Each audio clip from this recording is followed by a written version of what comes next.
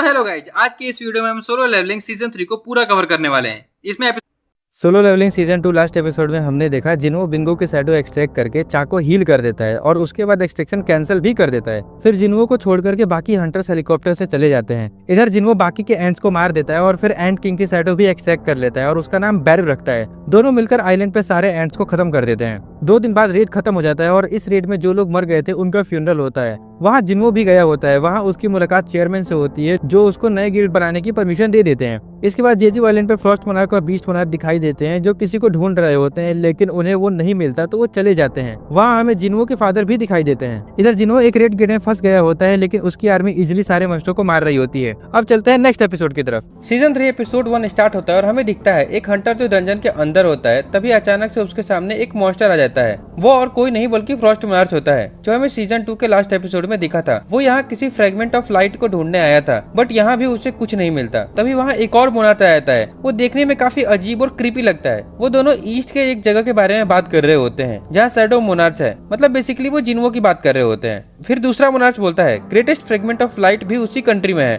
तभी Frost monarch एक strong presence महसूस करता है और हमें दिखता है कि वहाँ एक और हंटर आ रहा होता है। आप लोग गेस करो कौन हो सकता है ये। फ्रॉस्ट मोनार्क समझ जाता है कि ये उसी की चाल थी हमें यहाँ बुलाने के लिए। तभी वो हंटर बोलता है तुम लोग कहीं कोरिया की तो बात नहीं कर रहे। फ्रॉस्ट मोनार्क कहता है अगर हम बात कर भी रहे हो तो तुम्हें क्या। इधर वो दूसरा मोनार्क एक पोर्टल खोलता है और फ्रॉस्ट मोनार्क को बोलता है हमारे पास इन सब चीजों के लिए टाइम नहीं है। फ्रॉस्ट मोनार्क भी कहता है अगर तुम हमें रोक सकते हो तो रोक लो, और जाने लगते हैं। वो हंटर बोलता है मैं तुम्हें इतनी आसानी से जाने नहीं दूंगा, और वो अटैक कर देता है। लेकिन फ्रॉस्ट मोनार्क एक आइस वॉल बना करके उसके अटैक को रोक लेता है। हमें पता चलता है कि ये हंटर और कोई नहीं जिन्हो के फादर होते हैं।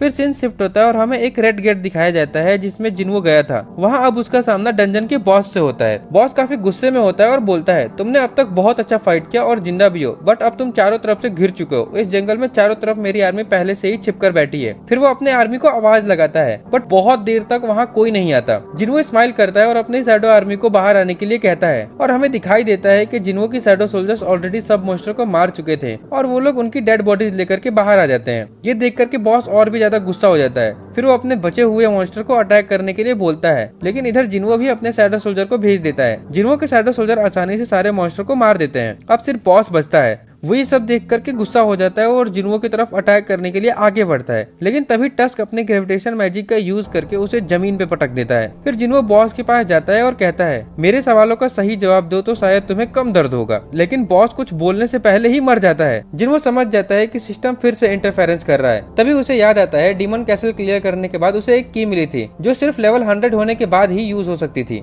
क्योंकि जेजू आइलैंड रेड के बाद उसका लेवल 100 हो चुका था, तो वो उस की को अपने इन्वेंट्री से निकालता है और उसके सामने उस की सारी इन्फॉर्मेशन आ जाती है। उसे पता चलता है कि ये की डबल डंजन वाले टेम्पल की है, वही डबल डंजन जहाँ जिन्हो को उसकी पावर मिली थी। ये काफी बड़ी बात होती है जिन्हो के लिए, क्योंकि जिस सिस्टम की वजह से वो इतना स्ट्रॉन्ग बना है उसके बारे में वो कुछ नहीं जानता। और जब भी उसने सिस्टम के बारे में जानने की कोशिश की तब सिस्टम ने इंटरफेरेंस कर दिया। लेकिन अब फाइनली सिस्टम खुद उसे बुला रहा था। वो सोचता है चलो फाइनली अब सिस्टम के बारे में जान पाऊंगा। लेकिन तभी वो देखता है कि इस की पर एक टाइमर लगा है 417 घंटे का, मतलब वो अभी यूज नहीं कर सकता उसको। वो सोचता है इतना वेट किया है तो थोड़ा और सही।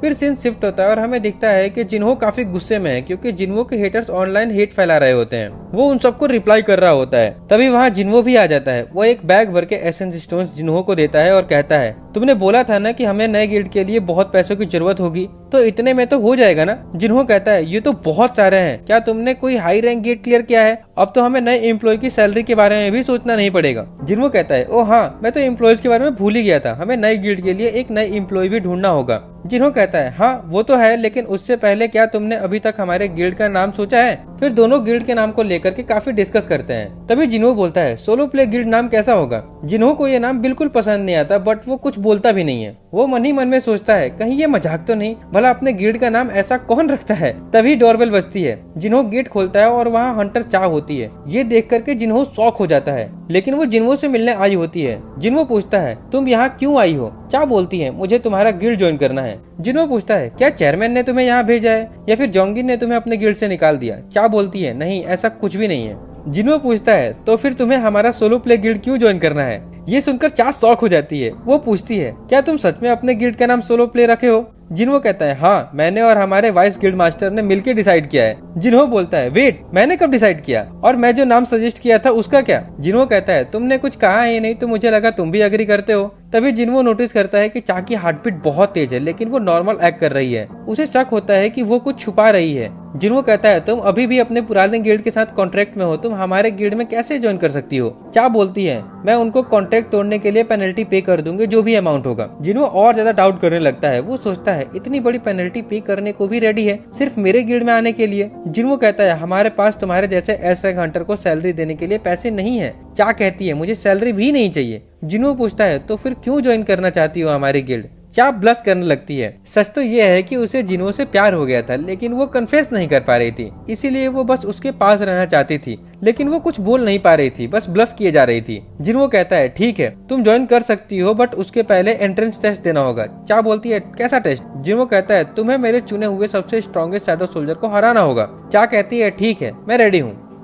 इसके बाद दोनों हंटर एसोसिएशन के जिम में जाने के लिए सोच रहे होते हैं एंट्रेंस टेस्ट के लिए, लेकिन जिम काफी दूर होता है तो जिन्हो सोचता है क्यों ना शैडो एक्सचेंज स्किल का यूज किया जाए। इसी बहाने उसे ये भी पता चल जाएगा कि वो अपने साथ किसी और को भी टेलीपोर्ट कर सकता है या नहीं। फिर वो चा को थोड़ा पास बुलाता है और शैडो एक्सचेंज स्किल का यूज करता है और स्किल काम भी कर जाती है और वो दोनों एक साथ जिम में टेलीपोर्ट हो जाते हैं। चा ये देखकर काफी हैरान हो जाती है कि ये कैसे हुआ। जिन्हो बोलता है चलो शुरू करते हैं अब, लेकिन चा कहती है एक मिनट, मैंने अपना वेपन तो ऑफिस में ही छोड़ दिया। फिर जिम के स्टोरेज रूम से वो एक शॉट ले आती है और कहती है मैं अब रेडी हूँ। जिन्हो इग्रिस को समन करता है और बोलता है मेरे शैडो आर्मी का सबसे बेस्ट शॉट्समैन यही है। चा पूछती है विनर कैसे डिसाइड होगा? जिन्हो बोलता है जब तक तुम मेरे शैडो सोल्जर को डिस्ट्रॉय ना कर दो या फिर जब तक तुम खुद से सरेंडर ना कर दो। जिन्हो सोच रहा होता है कि मैंने चा से बोला था कि मैं अपना सबसे स्ट्रॉन्गेस्ट शैडो सोल्जर यूज करूंगा, लेकिन बेरू को चा के सामने लाना सही नहीं रहेगा। जेजू आइलैंड पर उसकी वजह से ही चा इतनी ज्यादा घायल हो गई थी, इसलिए एग्रिस बेस्ट चॉइस था।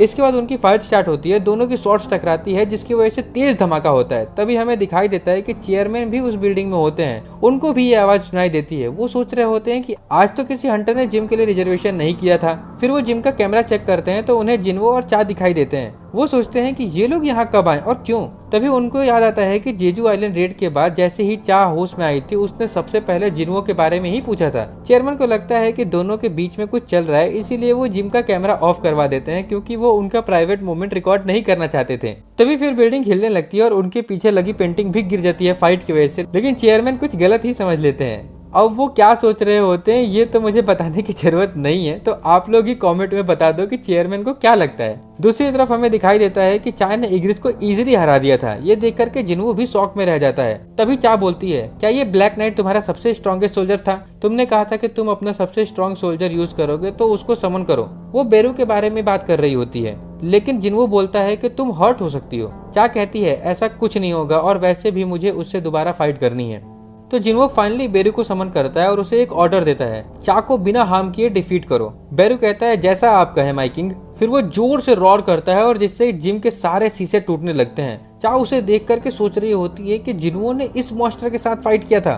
बेरू अपने पंजे निकाल करके अटैक करने वाला होता है, लेकिन जिन्हो कहता है उन्हें हटा लो वरना अगर चा को थोड़ी भी चोट लगी तो मैं तुम्हें नहीं छोड़ूंगा। बेरू तुरंत अपने नाखून अंदर कर लेता है और कहता है यस माय किंग। चा अटैक करने के लिए तैयार होती है, लेकिन तभी अचानक बेरू उसके पीछे आ जाता है। चा को याद आता है कि जेजू आइलैंड पर भी उसने यही किया था। वो कहती है तुम्हें क्या लगता है कि मैं दोबारा सेम ट्रिक में फंसूंगी? फिर वो तुरंत अटैक कर देती है अपनी तलवार से, लेकिन बेरू सिर्फ 2 उंगलियों से उस अटैक को रोक देता है। बेरू सोच रहा होता है कि मेरे किंग ने मुझे बिना हर्ट किए ओपोनेंट को डिफीट करने के लिए बोला है, तो इसका बेस्ट तरीका यही होगा कि मैं अपने आप को इतना स्ट्रॉन्ग दिखाऊं कि सामने वाले की लड़ने की इच्छा ही खत्म हो जाए। चा एक के बाद एक अटैक कर रही थी। अब आप सबको पता है कि चा कितनी स्पीड में फाइट करती है, लेकिन बेरू भी कम नहीं था। वो सारे अटैक को इजीली डॉज कर रहा होता है, वो भी एक जगह से हिले बिना, सिर्फ अपने बॉडी मूवमेंट से अटैक को डॉज कर रहा होता है। फिर वो जोर से चा के मुंह पर रोर करता है, जिसका प्रेशर से चा दूर चली जाती है। जिन्हो कहता है विनर ऑलरेडी डिसाइड हो चुका है, क्या तुम अब सेटिस्फाई हो? लेकिन चा बोलती है नहीं, मुझे और फाइट करनी है। जिन्हो को पता था कि बेरू उसके दूसरे शैडो सोल्जर से काफी अलग है, उसका जन्म ही सिर्फ किलिंग के लिए हुआ था, लेकिन जिन्हो देखता है कि बेरू अपने किलिंग इंटेंट को दबा रहा होता है।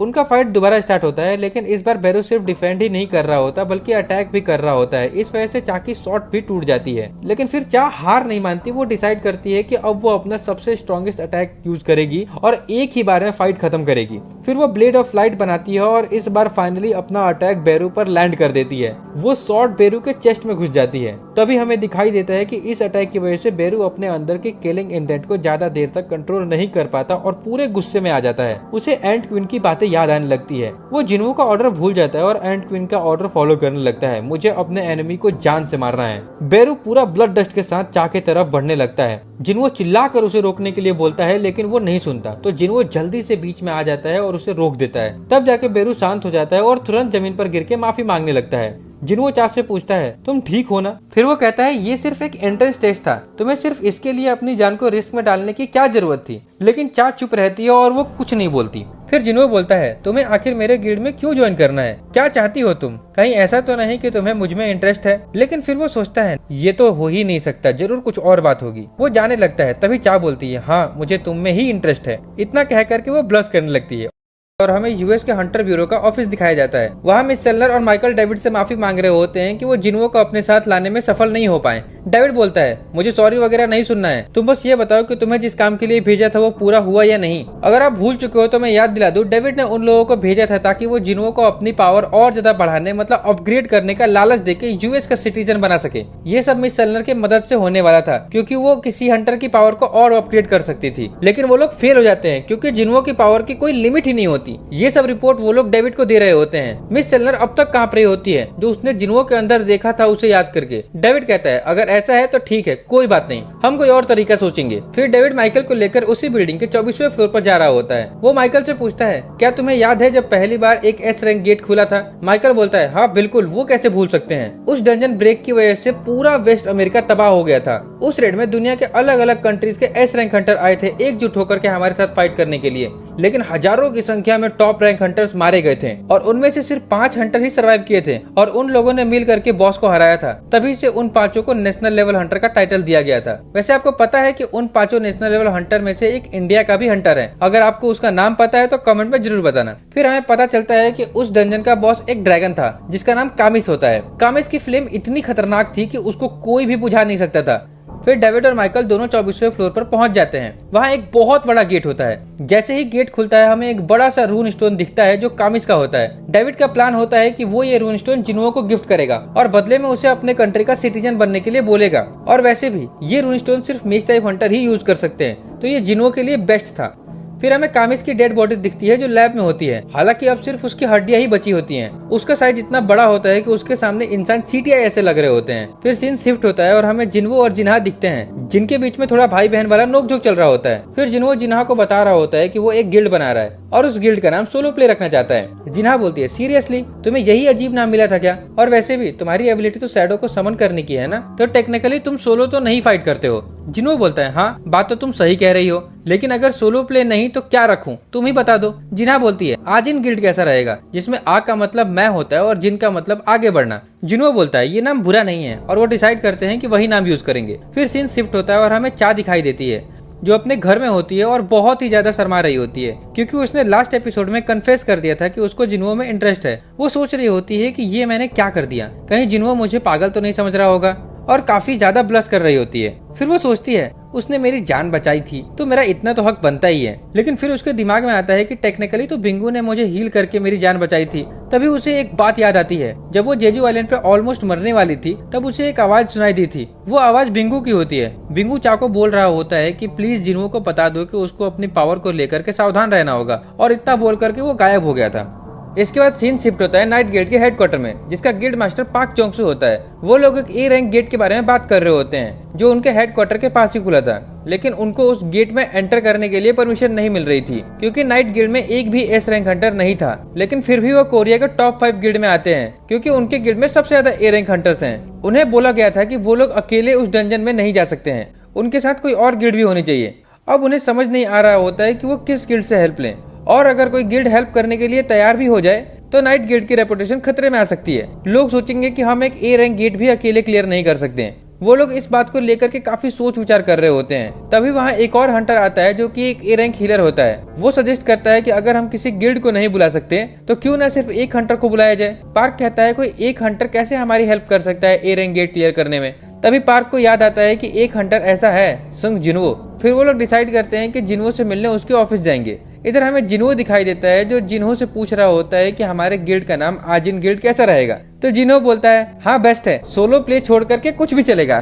फिर जिन्हो पूछता है क्या हंटर चाबी हमारे गिल्ड में ज्वाइन करने वाली है। जिन्हो बोलता है नहीं, वो नहीं ज्वाइन कर सकती, मुझे किसी दूसरे हंटर की तलाश है। जिन्हो कहता है कि हंटर चा से भी ज्यादा बेस्ट कौन हो सकता है। जिन्हो बोलता है मुझे ऐसा कोई हंटर चाहिए जो ट्रस्टवर्दी हो, जिसके पास हंटर लाइसेंस हो और जो गिल्ड के काम या डंजन में फाइट करने का इंटरेस्ट ना रखता हो। बेसिकली जिन्हो चाहता था कि वो बस कोई लो रैंक हंटर हायर कर ले फॉर्मेलिटी के लिए, जिसको गिल्ड के काम से लेना देना ना हो, क्योंकि वो चाहता था कि वो बस अकेले ही डंजन क्लियर करे। तभी उनका डोरबेल बजता है। जैसे ही वो गेट खोलता है उन्हें नाइट गिल्ड के मेंबर्स दिखाई देते हैं। वो एक वियर्ड सी फेक स्माइल दे रहे होते हैं। फिर उन लोगों को जिन्हो अंदर बुलाता है। उनके बीच में बातचीत होती है उस ए रैंक गेट को लेकर। वो बताते हैं कि उन्हें एंट्री परमिट नहीं मिल रही है, इसीलिए हमें आपकी हेल्प चाहिए। वो बोलते हैं वैसे तो बाकी एस रैंक हंटर्स को 10% रेट का प्रॉफिट से मिलता है, लेकिन अगर आप हमारे साथ चलोगे तो हम आपको 20% देने के लिए तैयार हैं। जिन्हो बोलता है मुझे 50% चाहिए और मुझे एक सिंगल एस रैंक हंटर की तरह ट्रीट करने के बजाय एक गिल्ड की तरह ट्रीट करो, क्योंकि मेरे पास जो शैडो आर्मी है वो किसी गिल्ड से कम नहीं है और वैसे भी हम लोग अभी जस्ट अपना गिल्ड इस्टेब्लिश किए हैं। जिसपे पार्क बोलता है 40% तक कैसा रहेगा, लेकिन जिन्हो बोलता है मैं यहाँ नेगोशिएट करने की कोशिश नहीं कर रहा हूँ। पार्क कहता है ठीक है, लेकिन डंजन के बॉस से आप ही फाइट करना। फिर उनके बीच में एग्रीमेंट हो जाता है। वो लोग बोलते हैं कि कल रेड स्टार्ट होने वाली है तो आप टाइम पे आ जाना। फिर वो लोग जाने लगते हैं। तभी नाइट गिल्ड का एक हंटर नोटिस करता है कि जिन्हो का शैडो हल्का सा मूव हुआ।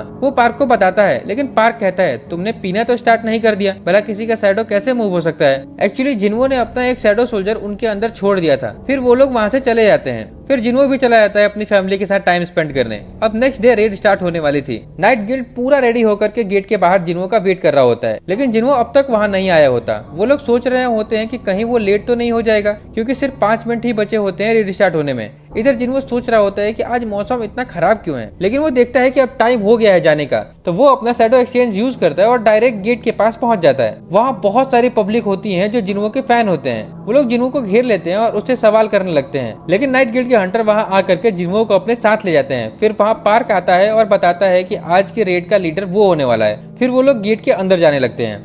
और फिर से सीन शिफ्ट होता है और हमें जिन्हो के बहन का स्कूल दिखाया जाता है, जहाँ कुछ स्टूडेंट्स को टीचर ने स्कूल के स्टोर रूम से आर्ट का सामान लाने के लिए भेजा था। जैसे ही वो लोग स्टोर रूम में जाते हैं, अंदर बहुत ही ज्यादा गंदगी होती है, क्योंकि वो रूम काफी समय से बंद था। तभी उन्हें उस रूम में एक डंजन का गेट दिखता है।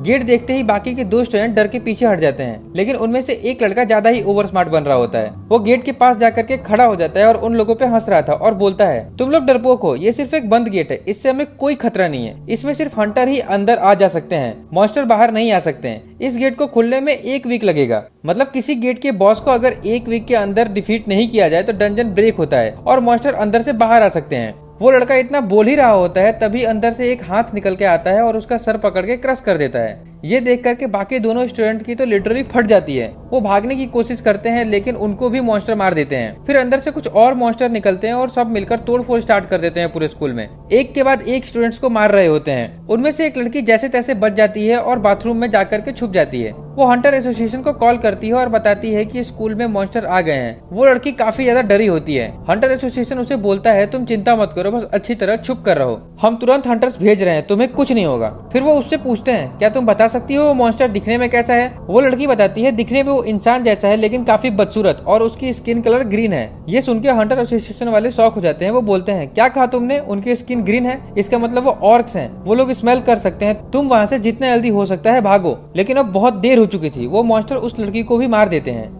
इधर हमें दिखाई देता है कि पूरे स्कूल में भगदड़ मच गई है। सारे स्टूडेंट स्कूल को छोड़ करके भाग रहे होते हैं, लेकिन अभी भी कुछ स्टूडेंट स्कूल में ही फंसे होते हैं। वो लोग क्लास में छुपे होते हैं और अपने आसपास जो भी वेपन मिल रहा होता है वो सब हाथों में लेकर के खुद को प्रोटेक्ट करने की कोशिश कर रहे होते हैं। लेकिन वो मॉन्स्टर्स एक के बाद एक क्लासरूम को क्लियर करते जा रहे होते हैं। एकदम लाशें बिछा दिया था उन्होंने पूरे स्कूल में। फिर हमें जिन्हो की बहन जिन्हा और उसकी बेस्ट फ्रेंड सॉन्ग ई दिखाई देती है, जो एक ई रैंक हंटर भी है। वो लोग एक क्लास में छुपे होते हैं, वहाँ और भी कुछ स्टूडेंट्स होते हैं। अब कुछ मॉन्स्टर उनकी क्लास में भी आ चुके होते हैं। क्लास के कुछ स्टूडेंट्स मॉन्स्टर से फाइट करने की कोशिश करते हैं, लेकिन वो सब मार दिए जाते हैं। तभी वो मॉन्स्टर नोटिस करता है कि उनमें से एक स्टूडेंट के पास मैजिक पावर है। वो लोग आपस में बात करते हैं कि पहले उसी को मारना चाहिए। वो लोग सॉन्ग ई की बात कर रहे होते हैं। सॉन्ग ई उनके सामने आ जाती है, लेकिन जिन्हा उसे रोकने की कोशिश करती है। लेकिन सॉन्ग ई बोलती है, मैं भी एक हंटर हूँ, भले ही मेरा रैंक ई है, लेकिन मैं अपनी फ्रेंड को इस तरह से मरते हुए नहीं देख सकती। तभी उनमें से एक मॉन्स्टर दूसरे से पूछता है, क्या यही वो इंसान है जिसके अंदर तुमने मैजिक सेंस किया था? मतलब वो सॉन्ग ई के बारे में पूछ रहा था। लेकिन दूसरा मॉन्स्टर बोलता है, नहीं, यहाँ मैं उससे भी ज्यादा मैजिक एनर्जी सेंस कर रहा हूँ जो इस लड़की के अंदर से आ रही है। वो जिन्हा के बारे में बात कर रहे होते हैं और फिर वो जिन्हा पे अटैक करने वाले होते हैं, लेकिन तभी जिन्हा के अंदर से जिन्हों के शैडो सोल्जर्स निकलते हैं और उस मॉन्स्टर को रोक देते हैं। फिर उसे घुमा करके एक ऐसा पंच मारते हैं कि वो स्कूल की छत को फाड़ता हुआ ऊपर से उड़ जाता है और बहुत दूर जा गिरता है। और हमें दिखाई देता है कि वहाँ 3 शैडो सोल्जर आ जाते हैं। ये लोग एक्चुअली टस्क के 3 जनरल्स होते हैं, जिनको जिन्हों ने पहले ही जिन्हा के अंदर छोड़ दिया था।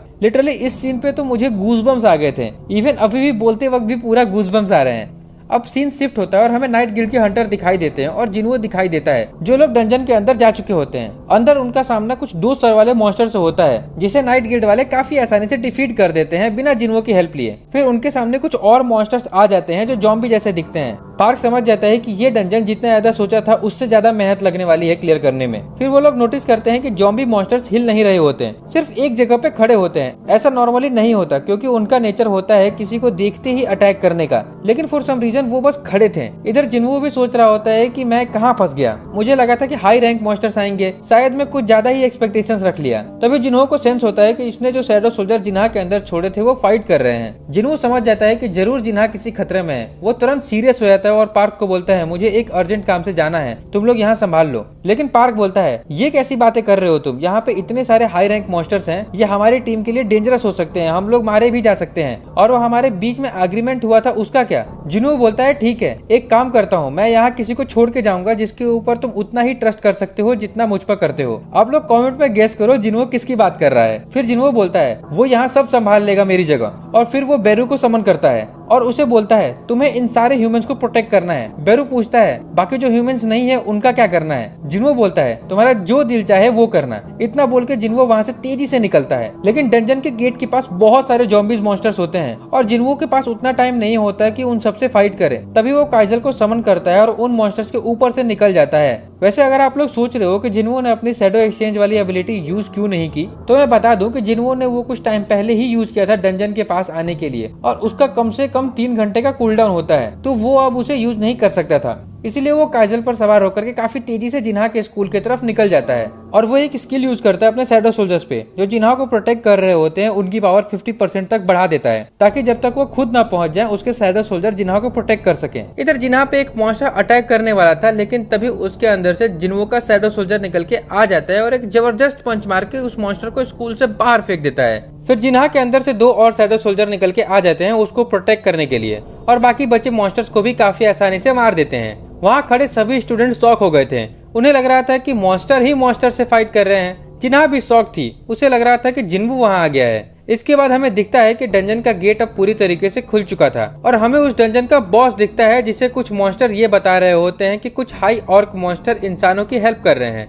मतलब वो जिन्वू के शैडो सोल्जर के बारे में बात कर रहे थे। ये सुन के बॉस बोलता है, तुम लोग सिर्फ 3 हाई ऑर्क मॉन्स्टर्स को भी डिफीट नहीं कर पा रहे हो और खुद को हाई ऑर्क वॉरियर बोलते हो। फिर वो अपनी तलवार निकालता है और बोलता है, ले चलो मुझे उनके पास। फिर सीन शिफ्ट होता है और हमें वो ए रैंक डंजन दिखता है जहाँ जिन्वू ने बैरू को छोड़ के आया था पार्क की टीम को हेल्प करने के लिए। वहाँ बैरू और एंड सोल्जर मिलके काफी बुरी तरीके से सारे मॉन्स्टर्स को मार रहे होते हैं, जिसे देख करके पार्क की टीम काफी ज्यादा डरी हुई थी। उन्हें लग रहा था कि कहीं शैडो सोल्जर का दिमाग न सटक जाए और हमें एनिमी समझ के अटैक न कर दे। वो लोग डिसाइड नहीं कर पा रहे थे कि ये रेड कंटिन्यू करनी चाहिए या छोड़ के भाग जाना चाहिए। लेकिन वो लोग रेड को छोड़ के भाग नहीं सकते थे, क्योंकि बाहर काफी सारे मीडिया और रिपोर्टर्स होते हैं। तो अगर बाहर गए तो उनसे डील करना पड़ेगा और उनकी गिल्ड की रेपुटेशन भी खराब होगी। इसीलिए वो लोग डिसाइड करते हैं कि कंटिन्यू करना चाहिए। आखिरकार ये बस कुछ समन्स ही तो हैं, हमें इनसे डरना नहीं चाहिए। तभी पार्क के सामने बैरू आ जाता है और वो एक मॉन्स्टर का सर काट के उसके पैरों के नीचे फेंक के चला जाता है। पार्क की लिटरली फट जाती है कुछ सेकंड्स के लिए। तभी बाकी हंटर्स भी वहाँ आ जाते हैं और पार्क से पूछते हैं तुम ठीक हो ना, और पूछते हैं कि क्या हमें इन एंड्स को फॉलो करना चाहिए या नहीं। जिसपे पार्क बोलता है कि पहले ये देखो तुम लोग, उसने जो सर लाके दिया है वो एक हाई रैंक नाइट का था जिसे हमें मारने में काफी परेशानी होती, लेकिन उसने 1 सेकंड में ही मार दिया। और पार्क बताता है कि हाई रैंक मॉन्स्टर्स के अंदर मैजिक कोर निकलता है और वो काफी एक्सपेंसिव होता है और हमें ये बिना किसी मेहनत के मिलने वाला है, वो भी बहुत सारा। तो क्या अब भी तुम लोग इस रेड को छोड़कर जाना चाहते हो? वो इतना बोल ही रहा होता है कि बाकी हंटर्स पार्क को वहीं छोड़ के शैडो सोल्जर को फॉलो करने लगते हैं बिना किसी ऑर्डर के, और उल्टा पार्क को बोलते हैं आप उधर क्या कर रहे हो गिल्ड मास्टर, जल्दी चलिए वरना पीछे रह जाओगे। पार्क बेचारा सोचने लगता है कि क्या ही लालची टीम मेंबर्स मिले हैं मुझे। इसके बाद सीन वापस जिन्हा के स्कूल पे शिफ्ट होता है और हमें दिखता है कि फाइनली डंजन का बॉस जिन्हो के शैडो सोल्जर के सामने आ चुका था। बाकी के मॉन्स्टर उसके लिए चीयर कर रहे होते हैं। फिर वो अपनी तलवार से अटैक करता है जिन्हो के शैडो सोल्जर पे, पर वो उसकी तलवार को ब्लॉक कर लेता है। ये देख कर के बॉस इम्प्रेस हो जाता है और बोलता है मानना पड़ेगा तुमने मेरी शॉट ब्लॉक कर दी, लेकिन अभी भी तुम बहुत वीक हो। और ये बोल के वो जिन्हो के शैडो सोल्जर को बीच से काट देता है, लेकिन वो नोटिस करता है कि वो फिर से रीजनरेट हो रहा है। ये देख के वो सोचने लगता है कि क्या ये कोई स्पेल है। फिर वो बार बार उन लोगों को काट रहा था, लेकिन वो हर बार रीजनरेट होते जा रहे थे। वो बॉस उनको हजारों बार काट चुका था, पर वो हर बार रीजनरेट होते जा रहे थे। हमें दिखता है कि उसके माइंड में बार बार ह्यूमंस को मारने का कमांड मिल रहा होता है, लेकिन वो इन मॉन्स्टर्स में ही उलझा हुआ था। वो काफी ज्यादा इरिटेट हो चुका था। उसके माइंड में जो आवाज चल रही होती है उनसे उसका सर फटा जा रहा था। वो सोचता है कि मुझे जल्दी से ये फाइट खत्म करनी होगी। तभी उसे समझ में आ जाता है कि ये लोग मैजिक से कंट्रोल किए जा रहे हैं, तो क्यों ना मैं इन्हें जो कंट्रोल कर रहा है उसको ही मार दूं। फिर ये लोग अपने आप ही मर जाएंगे। और वो जिन्हा की तरफ अटैक करने के लिए बढ़ता है, लेकिन जिन्हो के शैडो सोल्जर उसे घेर लेते हैं। तो वो बॉस अपने ऑर्क्स को ऑर्डर देता है कि उन शैडो सोल्जर पे कंटिन्यू अटैक करने के लिए, क्योंकि जब वो रीजनरेट होते हैं तब वो पावरलेस होते हैं। जिसके बाद सारे हाई ऑर्क्स मिलके उन तीनों शैडो सोल्जर को घेर के अटैक करने लगते हैं, जिसकी वजह से वो लोग उनसे फाइट करने में बिजी हो जाते हैं। और वो बॉस मॉन्स्टर इसका फायदा उठा के जिन्हा पे अटैक कर देता है और उसका सर पकड़ के उसे उठा लेता है और बोलता है तुम ही इन ऑर्क्स को कंट्रोल कर रही हो ना, मैं तुम्हारे अंदर मैजिक सेंस कर सकता हूँ। और जिन्हा को मारने ही वाला होता है तभी उसे एक स्ट्रॉन्ग ऑरा फील होता है जो उसकी तरफ काफी तेजी से आ रही होती है। वो इतना ज्यादा स्ट्रॉन्ग ऑरा था कि उस बॉस मॉन्स्टर तक के हाथ पैर कांपने लगते हैं और वो जिन्हा को छोड़ देता है। वो आसमान में देखता है कि उसकी तरफ कुछ आ रहा है, वो भी काफी गुस्से में। उसके बाद वहाँ एक जोरदार धमाका होता है जिसकी वजह से वहाँ चारों तरफ स्मोक फैल जाता है। और तभी जिन्हा नोटिस करती है कि उसके सर पे किसी का हाथ है और वो सर उठा के ऊपर देखती है तो जिन्हो होता है जो उससे बोलता है तुम अब सेफ हो। और इसके बाद स्मोक हटने पे वो बॉस मॉन्स्टर देखता है कि सामने कोई बहुत ही पावरफुल इंसान खड़ा है जो काफी ज्यादा गुस्से में है। वो बॉस जिन्हो को अपना नाम वगैरह बताने लगता है और बोलता है मैं रेड ब्लड क्लैन का लीडर हूँ, लेकिन जिन्हो पूरे गुस्से में होता है और उसकी तरफ उंगली करके बोलता है तुम चुप रहो और शांति से वहीं खड़े रहो। मतलब भाई साहब इतनी गंदी बेइज्जती, ये सीन में तो लिटरली गूज बम्स आ रहे थे। मुझे पता नहीं कि मैं आप लोगों को ढंग से एक्सप्लेन कर पा रहा हूँ या नहीं, लेकिन मैं पूरी कोशिश कर रहा हूँ कि मैं अपने एक्सप्लेनेशन के थ्रू आपको वो फील करवा पाऊँ जो मैं फील कर रहा हूँ। अगर आपको भी इस सीन में गूज बम्स आ रहे हैं तो कमेंट में जरूर बताना, ताकि मैं समझ जाऊं कि मैं अकेला ही नहीं फील कर रहा हूँ। खैर इसके बाद जिन्हो जाकर जिन्हा को हक करता है और बोलता है सॉरी मुझे लेट हो गया आने में, लेकिन अब मैं तुम्हें कुछ भी नहीं होने दूंगा। जिन्हा भी जिन्हो को पकड़ के रोने लगती है। जिन्हा को रोते देख करके जिन्हो और ज्यादा गुस्से में आ जाता है। वो इग्रिस को बुला के बोलता है तुम थोड़ी देर जिन्हा का ख्याल रखना। फिर जिन्हो अपने कुछ और शैडो सोल्जर को समन करता है और उनको बोलता है कि बाकी स्टूडेंट्स को भी स्कूल से बाहर ले जाओ। इसी बीच उनमें से एक मॉन्स्टर आगे बढ़ने की कोशिश करता है अटैक करने के लिए, लेकिन जिन्हो पूरे गुस्से में उनकी तरफ देख के बोलता है कोई अपनी जगह से नहीं हिलेगा। फिर एक एक करके सभी स्टूडेंट को स्कूल से इवैक्यूएट करने में शैडो सोल्जर मदद करने लगते हैं। इधर डंजन का बॉस जिन्हो से बोलता है अच्छा तो वो इमॉर्टल ऑर्क तुम्हारे सोल्जर थे, और वो पूछता है कि तुम आखिर कौन हो और तुम्हें हमारी लैंग्वेज कैसे आती है। लेकिन जिन्हो उसे कोई रिप्लाई नहीं देता, बस गुस्से में उनकी तरफ देख रहा होता है। ये देख के बॉस मॉन्स्टर समझ जाता है कि उसका कोई इंटेंशन नहीं है हमारे सवालों का जवाब देने में, इसीलिए वो अपनी आर्मी को जिन्हो पे अटैक करने के लिए बोल देता है। फिर सब मिलकर जिन्हो पे अटैक करने के लिए आगे बढ़ते हैं। उनमें से एक मॉन्स्टर को तो जल्दी मरने की चुल मची होती है। वो सबसे पहले जिन्हो पे अटैक अटैक करता है, लेकिन जिनवू उसकी उंगलियों को घुमा के तोड़ देता है। फिर उसका हाथ पकड़ के और जोर से 360 घुमा के जमीन पे पटक देता है। फिर उसको घसीटते हुए आगे ले जाता है और अपने एक पैर से उसका सर को मसल देता है, चींटियों की तरह। मतलब भाई साहब, इतनी बुरी तरह से कौन मारता है। जिनवू का गुस्सा देखने लायक था। मुझे नहीं लगता कि मैंने इससे पहले जिनवू को इतने गुस्से में देखा हो। अगर आपको कोई सीन याद हो जिसमें जिनवू इससे भी ज्यादा गुस्से में हो तो कमेंट में जरूर बताना। खैर, इसके बाद तो बाकी मॉन्स्टर्स की तो फट जाती है ये देख के, लेकिन फिर भी वो लोग एक साथ मिलकर अटैक करते हैं। लेकिन बस 1 सेकंड में, सिर्फ 1 सेकंड में जिनवू उन सब का काम तमाम कर देता है और अब सारे मॉन्स्टर मर चुके होते हैं, सिर्फ बॉस को छोड़ के। ये सब कुछ इतना फास्ट होता है कि बॉस भी कंफ्यूज हो जाता है। आखिर ये बंदा 1 सेकंड में मेरी पूरी आर्मी को कैसे मार सकता है। उसकी तो फटके 4 हो जाती है।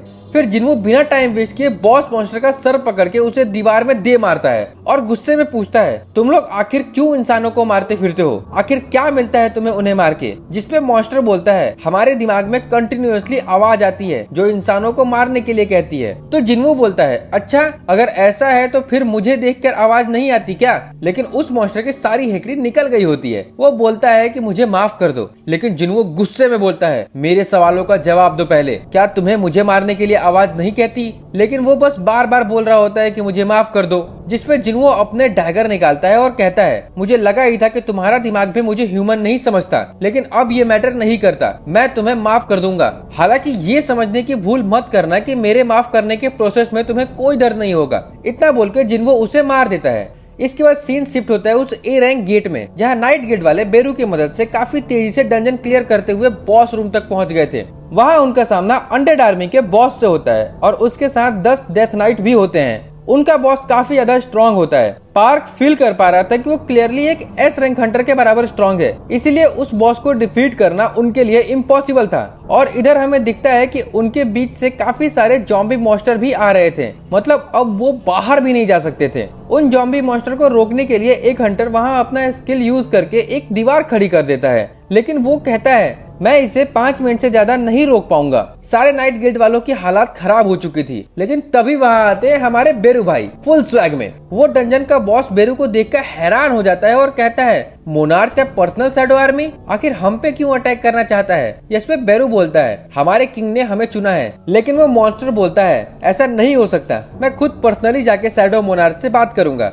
लेकिन बेरू उसकी बातों को इग्नोर करके सीधा अटैक कर देता है और अपना एक हाथ उसके चेस्ट में घुसा देता है और बोलता है, तुम जिंदा रहोगे तब तो बोलोगे। और इसके बाद उसका चेस्ट से एक क्रिस्टल निकाल के उसे डिस्ट्रॉय कर देता है, जिसकी वजह से वो बॉस तुरंत मर जाता है और उसके साथ जितने भी डेड नाइट्स और जॉम्बी मॉन्स्टर होते हैं वो भी मर जाते हैं। ये सब देख करके नाइट गिल्ड वाले भी शॉक हो गए थे। उन्हें विश्वास नहीं हो रहा था कि बेरू ने सिर्फ एक अटैक से इतना पावरफुल बॉस को डिफीट कर दिया। पार्क भी बोल रहा होता है कि मुझे पता था कि वो स्ट्रांग है, लेकिन इतना ज्यादा स्ट्रांग है ये नहीं पता था। अगर ऐसा है तो हंटर जिनवू को डंजन के अंदर जाने की जरूरत भी नहीं पड़ेगी, उसके समन्स ही अकेले डंजन को क्लियर कर देंगे। पार्क सोच रहा होता है कि इन स्ट्रांग समन्स को कंट्रोल करने के लिए काफी ज्यादा माना लगती होगी और जिनवू के पास तो पूरी आर्मी है। इसका मतलब वो अकेला ही हमारे कंट्री के बड़े बड़े गिल्ड से भी ज्यादा स्ट्रांग है। तभी पार्क को एक आइडिया आता है। वो अपने मैनेजर को बोलता है, हमें हंटर जिनवू के गिल्ड के साथ अलायंस के लिए हाथ बढ़ाना चाहिए, क्योंकि जिनवू को हमारे गिल्ड की जरूरत है। लेकिन उसका मैनेजर कंफ्यूज हो जाता है और बोलता है, आज के रेड में जो हुआ उसे देख के आपको सच में लगता है कि हंटर जिनवू को हमारे गिल्ड की जरूरत है? जिसपे पार्क बोलता है, लगता है तुम लॉ भूल गए हो। किसी भी डंजन में एंट्री करने के लिए मिनिमम 10 हंटर की टीम चाहिए और समन्स को हंटर में काउंट नहीं कर सकते, जिसका मतलब जिनवू को मैन पावर की जरूरत है जो हम लोग प्रोवाइड करेंगे, जिससे हमें ना फाइट करना होगा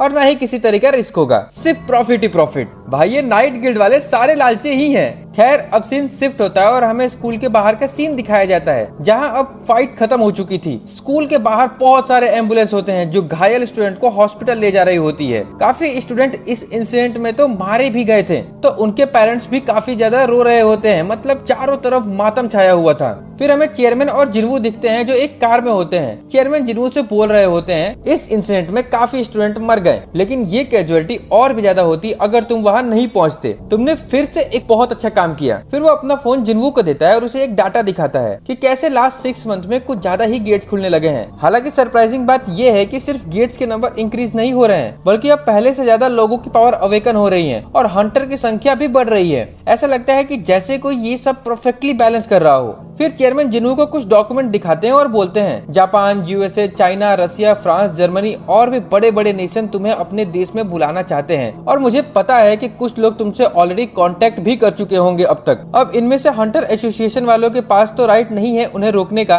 लेकिन क्या तुम प्लीज मुझे इतना बता सकते हो कि तुम साउथ कोरिया को छोड़ के तो नहीं जाओगे, क्योंकि तुम जैसे टैलेंटेड हंटर को साउथ कोरिया लूज नहीं कर सकता। हमारे पास वैसे ही हंटर्स की कमी है और अब तो गेट्स भी पहले से ज्यादा खुलने लगे हैं। जिस पे जिन्हो बोलता है ठीक है, लेकिन मेरी एक कंडीशन है, क्या आप मुझे हाई रैंक डंजन गेट्स में अकेले जाने की परमिशन दोगे? जिस पे चेयरमैन शॉक हो जाता है और बोलता है तुम चाहते हो कि किसी भी डंजन में एंट्री करने के लिए मिनिमम बंदों की रिक्वायरमेंट हटा दो सिर्फ तुम्हारे लिए? जिन्हो बोलता है हाँ, क्या ये पॉसिबल हो सकता है? जिस पे चेयरमैन बोलता है ये इम्पॉसिबल भी नहीं है, मुझे बस थोड़ा टाइम दो तुम। उसके बाद जिन्हो कार से निकल के चला जाता है। इधर हमें जिन्हो दिखाई देता है जो ए रैंक हंटर से कॉल पे बात कर रहा होता है और उसे आज इन गिल्ड में ज्वाइन करने के लिए बोल रहा था। वो हंटर एक्चुअली जिन्हो की कजन होती है और वो एक सेलिब्रिटी थी और बहुत पॉपुलर थी, इसीलिए उसे डंजन रेड्स में कोई इंटरेस्ट नहीं था। फिर भी जिन्हो बोलता है एक बार तुम हमारे ऑफिस में आके हमारे गिल्ड मास्टर से बात कर लो बस। इसके बाद वो ऑफिस में आ जाती है और जिन्हो उसे जिन्हो से मिलवाता है। इसके बाद वो शॉक हो जाती है और बोलने लगती है कि तुमने पहले क्यों नहीं बताया कि ये हंटर सिंह जिन्हो का गिल्ड है? मुझे विश्वास नहीं हो रहा है कि मेरे सामने हंटर जिन्हो है। जिस पे जिन्हो बोलता है कि इसमें इतना सरप्राइज होने वाली क्या बात है,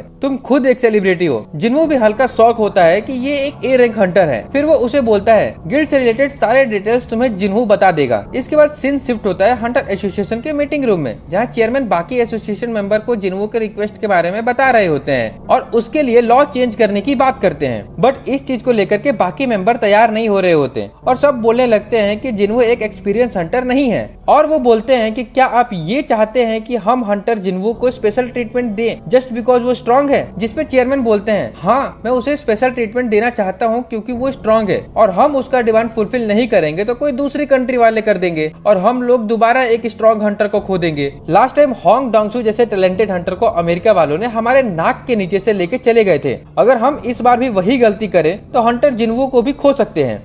इसके बाद अब सीन शिफ्ट होता है और हमें जिन्हो और जिन्हो दिखाई देते हैं जो कि एक गेट के अंदर जाने की तैयारी कर रहे होते हैं। उनके साथ कोई और नहीं होता, बस कुछ शैडो सोल्जर होते हैं। इसका मतलब था कि जिन्हो को अब अकेले रेड में जाने की परमिशन मिल गई थी। वहाँ पे चेयरमैन का मैनेजर जिनचुल भी होता है जो कि उन सब शैडो सोल्जर का माना नाप रहा होता है और उसे पता चलता है कि उसके सारे शैडो सोल्जर बी रैंक या उससे ऊपर हैं, जो कि किसी भी रेड में एंट्री करने की रिक्वायरमेंट को इजीली फुलफिल कर रहे थे। फिर हमें पता चलता है कि रेड में जिनचुल भी उनके साथ जाने वाला था क्योंकि ये चेयरमैन का ऑर्डर था। वो ये कंफर्म करना चाहता था कि जिन्हो का रेड सच में सेफ होता है और क्या उसे किसी हंटर की सच में जरूरत नहीं है, मतलब क्या वो अकेले ही काफी है या नहीं। जिन्हो बोलता है ठीक है, मुझे कोई दिक्कत नहीं है। फिर हमें कुछ टाइम बाद डंजन के अंदर का सीन दिखाया जाता है जहाँ जिनचुल अंदर की फाइट देख करके हक्का बक्का रह जाता है। उसका दिमाग प्रोसेस नहीं कर पा रहा था कि ये सब चीजें पॉसिबल कैसे हैं, आखिर कोई इतना स्ट्रॉन्ग कैसे हो सकता है। और ये सब वो जिन्हो के शैडो सोल्जर को फाइट करते हुए देख रहा होता है। जिन्हो ने तो अब तक कुछ भी नहीं किया था,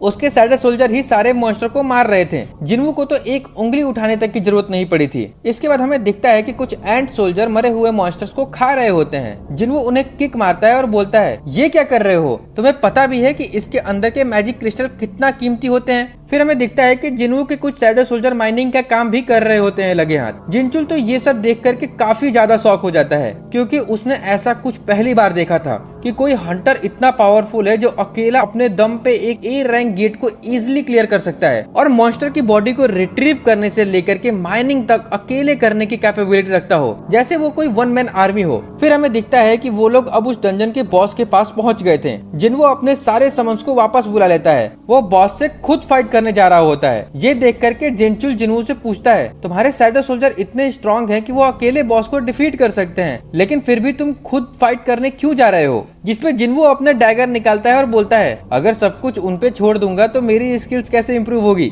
फिर वो आगे बढ़ता है और अपने एक ही अटैक में उस बॉस को डिफीट कर देता है, जिसके बाद जिन्हो का लेवल वगैरह बढ़ता है और कुछ स्किल्स भी अपग्रेड हो जाती हैं। जैसे अब शैडो एक्सचेंज वाला स्किल का काउंटडाउन 3 घंटे से घट करके 2 घंटे हो गया था। फिर जिन्हो उस बॉस को अराइज बोलता है और उसका शैडो एक्सट्रैक्ट कर लेता है। वो नोटिस करता है कि उसका रैंक इलाइट नाइट होता है, मतलब टस्क के जैसा, लेकिन उसका लेवल 13 होता है, तो इसका मतलब वो टस्क से थोड़ा स्ट्रॉन्ग था। वो ये भी नोटिस करता है कि उसका साइज छोटा हो गया है शैडो बनने के बाद, जो कि पहले कभी नहीं हुआ था। फिर वो उसका नाम जीमा रखता है और फिर उस डंजन से निकलने की तैयारी करने लगता है। इसके बाद हमें दिखता है कि गेट के बाहर बहुत सारे मीडिया वाले होते हैं। वो लोग देखते हैं कि गेट से कोई मॉन्स्टर बाहर आ रहा है। हमें दिखता है कि वो और कोई नहीं टस्क होता है, जो कि उस डंजन के बॉस मॉन्स्टर की डेड बॉडी लेकर के आ रहा होता है। लेकिन जैसे ही वो बाहर आता है, मीडिया वाले फोटो लेना शुरू कर देते हैं और टस्क भी स्माइल करके पोज वगैरह देने लगता है। इसके बाद हमें दिखता है कि जिंचुल ये सारी रिपोर्ट जाके चेयरमैन को दे रहा होता है। उसकी हालत पूरी खराब हो चुकी थी, मतलब उसने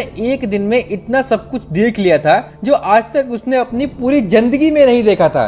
चेयरमैन भी शॉक हो जाते हैं ये सुन के और बोलते हैं, मैं समझ सकता हूँ तुम्हारा लेवल का कोई हंटर भी ये सब देख के सरप्राइज ही होता। इस पे जिंचुल बोलता है, सर मैंने जो अभी अभी देखा है वो रेड नहीं था, बल्कि वो एक वन साइडेड स्लॉटर था। किसी भी मॉन्स्टर को अटैक छोड़ो, एक उंगली उठाने का भी मौका नहीं दिया जा रहा था। इतना स्ट्रॉन्ग है जिन्वो और उसकी आर्मी। चेयरमैन बोलता है, ठीक है कोई बात नहीं, तुम रेस्ट करो जाके पहले। फिर हमें दिखता है कि चेयरमैन भी स्माइल कर रहे होते हैं जिन्वो के बारे में सोच के कि हमारा डिसीजन गलत नहीं था। जिन्वो खुद में ही एक गिल्ड है और वो सोच रहे होते हैं कि अब बहुत जल्दी वो कोरिया नहीं वर्ल्ड का नंबर 1 हंटर बन सकता है। तभी सीन शिफ्ट होता है जापान के टोक्यो में, जहाँ सभी लोग आसमान की तरफ देख रहे होते हैं और हमें दिखता है कि आसमान में एक बहुत ही ज्यादा बड़ा गेट ओपन हुआ है अभी अभी, जो कि पूरे टोक्यो को घेर रखा है। आज तक इतना बड़ा गेट किसी ने नहीं देखा था। सब लोग बातें कर रहे होते हैं कि क्या ये सच में कोई गेट है या दुनिया का अंत। हमें दिखता है कि जापान के हंटर एसोसिएशन वालों ने जापान के सारे बड़े बड़े गिल्ड्स को बुला रखा है। वहाँ हमें शॉर्ट गिल्ड के ही मेंबर्स दिखते हैं, मतलब गोटो रिजी के गिल्ड के वो बाकी के 4 हंटर जो जेजू आइलैंड रेड के बाद सर्वाइव किए थे। उन लोगों को काफी हेट मिल रहा होता है वहाँ, मतलब कोई भी उनके मुंह पे कुछ भी बोल करके जा रहा होता है। फिर उनका हंटर एसोसिएशन के मीटिंग रूम में इस गेट को लेकर के डिस्कशन हो रहा होता है कि अब तक कोई भी हंटर गेट के अंदर क्यों नहीं गया, अगर डंजन ब्रेक हुआ तो क्या होगा। जिसपे उनका चेयरमैन बोलता है कि सिर्फ एस रैंक हंटर काफी नहीं होंगे। एस रैंक गेट को क्लियर करने के लिए हमें किसी नेशनल लेवल हंटर की हेल्प चाहिए, वरना अगर अंडर एस्टिमेट किया तो फिर से वही हाल होगा जो जेजू आइलैंड रेड में हुआ था। वहाँ बाकी हंटर सजेस्ट करते हैं कि थॉमस एंड्रे की हेल्प लेनी चाहिए, लेकिन उनके पास थॉमस एंड्रे जैसे नेशनल लेवल हंटर को हायर करने के लिए पैसे नहीं होते। ऊपर से गेट अब पहले से ज्यादा खुलने लगे हैं, तो सभी कंट्रीज के पास खुद के हंटर्स कम पड़ रहे हैं, तो उनकी हेल्प कौन करेगा। तभी वहाँ शॉर्ट गिल्ड के हंटर सजेस्ट करते हैं कि एक हंटर ऐसा है जिसका हेल्प हम लोग ले सकते हैं। उसका नाम यूरी ऑर्लो होता है और वो अपने स्ट्रॉन्ग बैरियर मैजिक की वजह से फेमस है, जिसे तोड़ना ऑलमोस्ट इम्पॉसिबल है। इसके बाद सीन शिफ्ट होता है और हमें जिन्वू दिखता है जो कि पार्किंग में अपनी गाड़ी पार्क कर रहा होता है। तभी उसे वहाँ हंटर चा दिखती है। हंटर चा भी जिन्वू को देख करके भागने की कोशिश करती है, लेकिन जिन्वू अचानक से उसके सामने आ जाता है और पूछता है, तुम मुझे देख के भाग क्यों रही हो, और जब भागना ही था तो मेरे ऑफिस के पास आई ही क्यों। जिस पे चा बोलती है, नहीं नहीं ऐसी बात नहीं है, मैं बस अपनी कार लेने आई थी। जिन्वू को फिर याद आता है, अच्छा हाँ last time shadow exchange use किया था तो शायद कार यहीं रह गया होगा। फिर जिन्वू वहाँ से जाने लगता है। तभी चा बोलती है, क्या तुम्हारे पास थोड़ा सा टाइम होगा, एक्चुअली हंटर बिंगू ने मुझे कुछ मैसेज देने को कहा था और ये तुम्हारी पावर से रिलेटेड है। ये सुनकर के जिन्वू शॉक हो जाता है और बोलता है, रुको हमें कहीं प्राइवेट में जाके बात करनी चाहिए। वो उसे अपने ऑफिस में ले जाता है और पूछता है, अब बताओ ये सब कब और कैसे हुआ। चा बोलती है, उस दिन जेजू आइलैंड पे जब मैं बेहोश थी तब मुझे एक आवाज सुनाई दी जो कह रही थी, प्लीज जिन्वू को बता दो कि उसे अपनी पावर को लेकर के ज्यादा सावधान रहना होगा। वो और कोई नहीं बिंगू था और वो ये भी कह रहा था कि जिन्वू की पावर बहुत स्ट्रांग और बहुत खतरनाक भी है। और इतना कह करके बिंगू गायब हो जाता है। इसके बाद सीन शिफ्ट होता है और हमें जिन्वू एक डंजन में दिखता है जो कि इन सब चीजों के बारे में सोच रहा था कि मैं खुद अपने पावर का सोर्स जानना चाहता हूँ, जो कि बहुत जल्द पता चल ही जाएगा। जिन्वू के साथ जिन्हू भी होता है, वो दोनों मस्त चिल कर रहे होते हैं और सारे शैडो सोल्जर मिलकर डंजन क्लियर कर रहे होते हैं। तभी जिन्हू पूछता है, क्या तुम्हारी बहन ठीक है, जो कुछ हुआ उस दिन स्कूल में उसके बाद से। जिन्हू बोलता है, डॉक्टर ने उसे आराम करने के लिए बोला है फिलहाल तो, लेकिन मैं अपना सबसे ट्रस्टेड शैडो सोल्जर उसके साथ छोड़ के आया हूँ, तो ज्यादा दिक्कत वाली बात नहीं है। यहाँ जिन्वू बेरू के बारे में बात कर रहा होता है। तभी जिन्वू को याद आता है कि जब उसका लेवल 101 हुआ था तो उसे एक न्यू स्किल मिली थी जो उसने अब तक यूज नहीं किया था। इस स्किल से जिन्वू जिन जिन के अंदर अपना शैडो सोल्जर छोड़ के रखा था उनके अंदर वो झांक सकता है, मतलब उनके आसपास क्या हो रहा है वो सब देख और सुन सकता है। तो वो अपना ये स्किल यूज करके बेरू के थ्रू झांकता है तो उसे दिखता है कि उसकी बहन मस्त सो रही होती है आराम से, लेकिन बेरू भाई साहब टीवी पे के ड्रामा देख रहा होता है। जिन्हू भी ये देख करके सोचता है, तो इस तरह का टीवी शो वो देखता है। वही तो सोचूं कि आजकल वो इतना फनी वे में कैसे बात करता है। फिर जिन्हू अपने इस स्किल का यूज करके बाकी लोगों को भी देख लेता है लगे हाथ, जैसे अपनी माँ को देखता है कि वो मार्केट में है, योनहू को भी देखता है, फिर हंटर चा को भी देखने जाता है। तो वो देखता है कि चा बाथरूम में नहा रही होती है। ये देख करके तो जिनवू पूरा शर्मा जाता है और तुरंत स्किल यूज करना बंद कर देता है। जिनवू पूरा ब्लश कर रहा होता है। आई थिंक ये फर्स्ट टाइम था जब हम जिनवू को ब्लश करते हुए देख रहे हैं। मुझे नहीं लगता कि इससे पहले कभी हमने जिनवू को इस तरीके से ब्लश करते देखा हो। खैर, इसके बाद जिनवू सोच रहा होता है कि मुझे चा से माफी मांगनी चाहिए किसी दिन जाके। फिर जिनवू बोलता है, क्या तुमने वो एस रैंक गेट के बारे में सुना है जो जापान में खुला है? अब तक उसके अंदर कोई गया नहीं है और अब 3 दिन से भी कम टाइम बचा है डंजन को ब्रेक होने में। वो लोग दुनिया के हर कोने से हंटर को बुला रहे हैं। क्या उन्होंने अब तक आपको कांटेक्ट नहीं किया? जिसपे जिन्हों बोलता है, हाँ उन्होंने मुझे कांटेक्ट किया है, बट मैंने अभी डिसाइड नहीं किया है उसके बारे में। हमें दिखता है कि अब वो डबल डंजन वाले टेम्पल में एंटर करने के लिए सिर्फ 27 घंटे ही बचे थे, तो इसीलिए जिन्हों पहले उसमें जाना चाहता था। वो पहले अपने सारे सवालों का जवाब जानना चाहता था। फिर अब सीन शिफ्ट होता है जापान में, जहाँ हमें वो एस रैंक हंटर दिखता है, यूरी ऑर्लो, जिसके बारे में वो लोग बात कर रहे होते हैं स्टार्टिंग में कि उसका बैरियर काफी स्ट्रांग है। वहाँ पे शॉर्ट गिल्ड वाले हंटर भी दिखते हैं। उनके बीच में काफी बातचीत चल रही होती है। मैं इतना डिटेल में तो नहीं बताने वाला, बट बेसिकली वो लोग यूरी को हायर करना चाहते थे, लेकिन यूरी बोलता है, मैं पर डे का $10 मिलियन लूंगा, बदले में तुम जितने दिन तक चाहोगे मैं उतने दिन तक तुम्हारे लिए गेट को बंद रखूंगा अपने बैरियर से। शॉर्ट गिल्ड वाले काफी शॉक हो जाते हैं और बोलते हैं, तुम पागल हो क्या? $10 मिलियन पर डे कुछ ज्यादा नहीं हो गया? इस पे यूरी बोलता है, ये तो बहुत ही कम अमाउंट है थॉमस एंड्रे के कंपैरिजन में, वो तो इससे कई ज्यादा लेगा। बाकी तुम लोग जैसा चाहो, तुम्हें अपना देश बचाना है या अपने देश का पैसा। जिसमें शॉर्ट गिल्ड वाले बोलते हैं, तुम्हारा बैरियर सच में काम करेगा ये हम कैसे मान ले?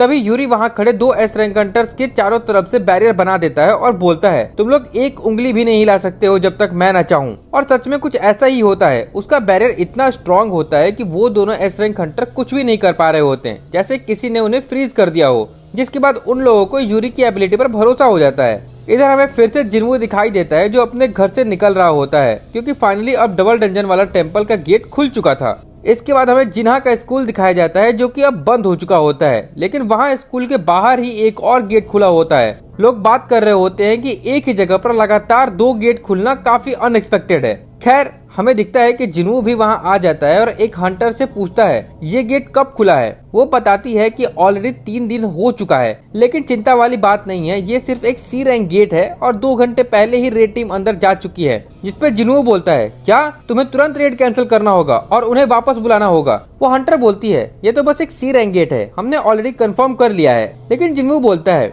रेड टीम डेंजर में है, अगर ये रेड अभी नहीं रोकी गई तो वो लोग मर भी सकते हैं। और इतना कह करके वो सीधा डंजन के अंदर चला जाता है। डंजन के अंदर हमें कुछ हंटर दिखते हैं जिनको एक बड़ा सा गेट मिलता है। उन्हें लगता है कि ये बॉस रूम होगा, लेकिन गेट खुल नहीं रहा था। उन्होंने हर कोशिश कर ली थी। तभी वहाँ उनके पीछे से जिन्वू आ जाता है और बोलता है ये एक ट्रैप है। वो लोग पहले तो डर जाते हैं, लेकिन फिर देखते हैं कि ये तो एक एस रैंक हंटर संग जिन्वू है। वो पूछते हैं, तुम यहाँ क्या कर रहे हो? जिन्वू बोलता है, मैं एक्स्ट्रा बैकअप हूँ, यहाँ से ये डंजन और भी ज्यादा डेंजरस है, तुम लोग वापस लौट जाओ, मैं संभाल लूंगा। इतना कह करके वो गेट के पास आ जाता है और देखता है कि ये लॉक्ड है, तो वो अपने इन्वेंट्री से चाबी निकालता है और गेट खोल देता है। ये देख करके सब शॉक हो जाते हैं और सोच रहे होते हैं कि हमने पूरी कोशिश कर ली लेकिन गेट नहीं खोल पाए, इसने सिर्फ 2 सेकंड में कैसे खोल दिया। फिर जिन्वू अंदर जाने लगता है और उनके ग्रुप का लीडर बोलता है, ये डंजन का राइट हमारे गिल्ड के पास है, तो आप हमें ऐसे डंजन छोड़ के जाने के लिए नहीं कह सकते। जिन्वू बोलता है, ठीक है, फिर मैं नहीं रोकूंगा, अगर किसी को अंदर जाना है तो जा सकता है। फिर उनका लीडर बोलता है कि मैं अंदर जाऊंगा, और जैसे ही वो अंदर जाता है एक स्टैचू अटैक करने आता है काफी तेजी से। लेकिन उससे पहले कि अटैक लैंड हो, जिन्वू उसे बाहर खींच लेता है। किसी तरह से उसकी जान बच जाती है। जिन्वू बोलता है, अभी भी तुम्हें अंदर जाना है, अंदर इससे भी खतरनाक मॉन्स्टर होंगे, इसलिए तुम लोग जल्दी से बाहर जाओ और जाकर के हंटर एसोसिएशन को इन्फॉर्म करो कि फिर से एक डबल डंजन खुला है। इतना कह करके वो अंदर चला जाता है और उसके अंदर जाते ही गेट भी बंद हो जाता है। अंदर वो देखता है कुछ भी नहीं बदला है, सब कुछ वैसा ही है जैसे पहली बार था। वही सेम मूर्तियां, वही सेम रूल्स वाला स्टोन टेबल और उन सब के बीच में बैठा उनका मेन गॉड। जिन्वू को अपना पूरा पास्ट याद आ जाता है, लेकिन अब वो पहले से काफी ज्यादा स्ट्रांग हो चुका था। जिन्वू स्टोन टेबल वाले स्टैचू के पास जाके खड़ा हो जाता है और बोलता है, तो तुम ही हो जो सब कुछ कंट्रोल करते आ रहे हो, लो मैं आ गया, अब चुप क्यों हो? इसके बाद सीन शिफ्ट होता है जापान में, जहाँ हमें यूरी दिखाई देता है जिसे जापान वालों ने हायर कर लिया होता है। वो अब उस एस रैंक गेट के पास बैरियर लगाने जा रहा था। उसके चारों तरफ मीडिया वाले लगे हुए होते हैं। वो उससे सवाल कर रहे होते हैं कि तुम ये सब कैसे करोगे, क्या प्लान है? यूरी बताता है कि वो एक बड़ा सा बैरियर बनाएगा गेट के चारों तरफ, ताकि कोई मॉन्स्टर बाहर ना आ पाए। लेकिन ये करने के लिए उसको ढेर सारा माना चाहिए होता है, इसीलिए उसने ट्रक से भर भर के बहुत सारे माना क्रिस्टल अपने पास जमा कर लिए थे और उन्हें ऑब्जर्व करके वो बैरियर बनाने वाला था जो कि उसके नॉर्मल बैरियर से भी काफी ज्यादा स्ट्रांग होने वाला था। ये सब लाइव चल रहा होता है। हमें दिखता है कि कोरिया के चेयरमैन भी ये सब लाइव देख रहे होते हैं। उनके साथ जिनचुल भी होता है। तभी चेयरमैन जिनचुल से पूछते हैं जिनवू कहाँ है आजकल, जिसपे जिनचुल बताता है कि वो किसी डंजन के अंदर है फिलहाल। और वो लोग और भी काफी बातें कर रहे होते हैं जिनवू और उसके गिल्ड को लेकर कि कैसे एक छोटा सा गिल्ड वो चीजें कर रहा है जो कि बड़ी बड़ी गिल्ड्स भी नहीं कर पा रहे हैं। तभी जिनचुल को एक कॉल आता है और उसे डबल डंजन की इन्फॉर्मेशन मिलती है और ये पता चलता है कि जिनवू भी उसी डंजन के अंदर गया है।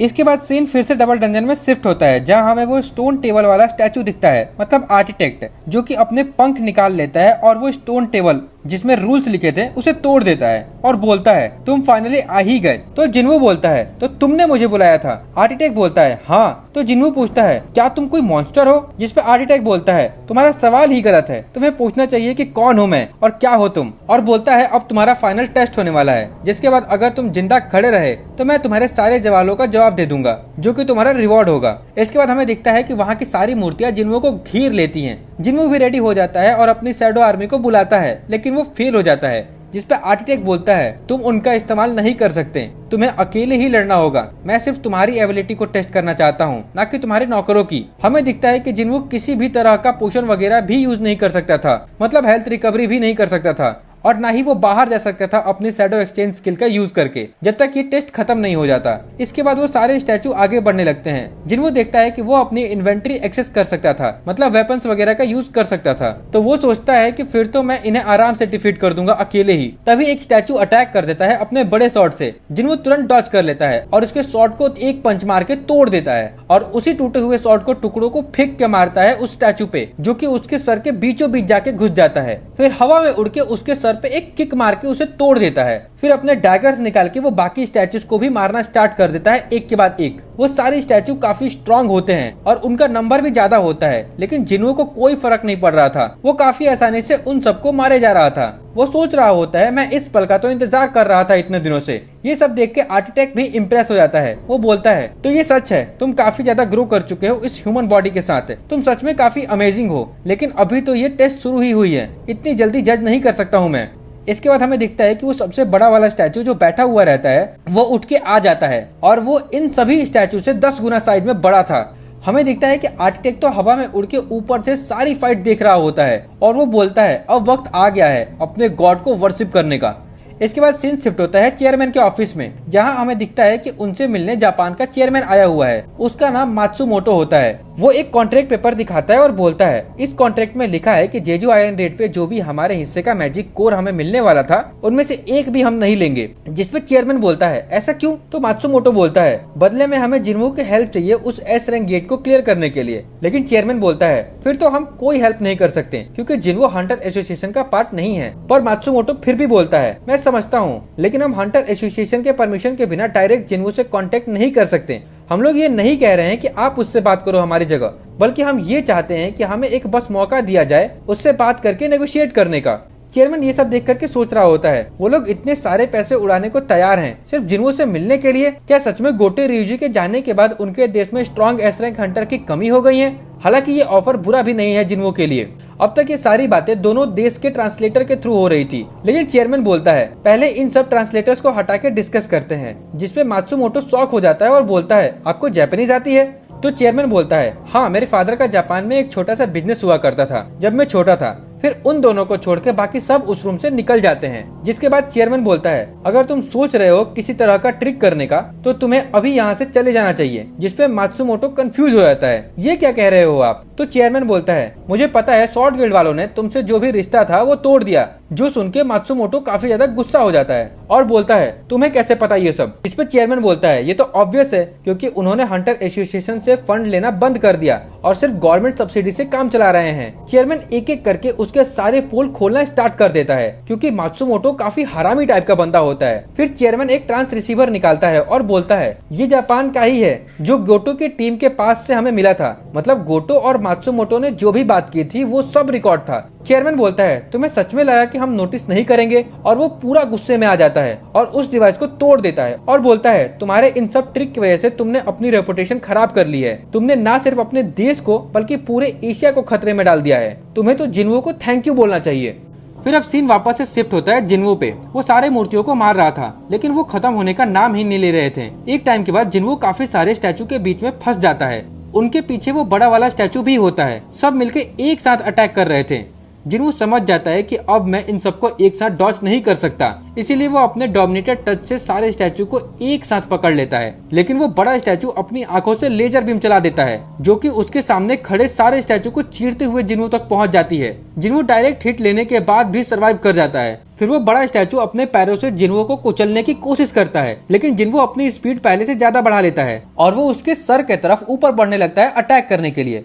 वो स्टैचू जिन्वो को देख लेता है और फिर से लेजर अटैक करने वाला होता है, लेकिन जिन्वो भी नोटिस कर लेता है और साइड से निकल के ऊपर पहुंच जाता है। वो अपने दोनों डैगर से एक पावरफुल अटैक करता है, लेकिन उस स्टैचू को कुछ खास फर्क नहीं पड़ता, बस थोड़ा बहुत खरोच आता है। लेकिन जिन्वो हार नहीं मानता।